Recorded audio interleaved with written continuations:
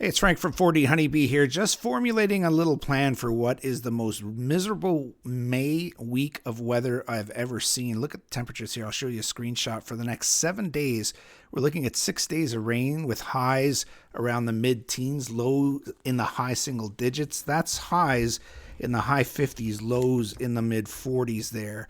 So we got to batten down the hatches here. I've got that new nuke split that you see on the left side there. So I put a little roof on it and tied it all down with bungee cords and a cement block just because I wanted to give it a bit of rain protection. I don't want water coming in and getting in that little entrance slot there or that little door that you see down at the bottom there. So we set that up to give them a bit of protection. Now that queen could have hatched already.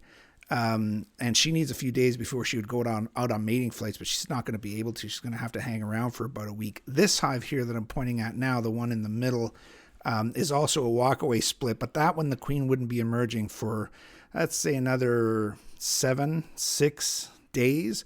So we should get past that. So let's see how she goes.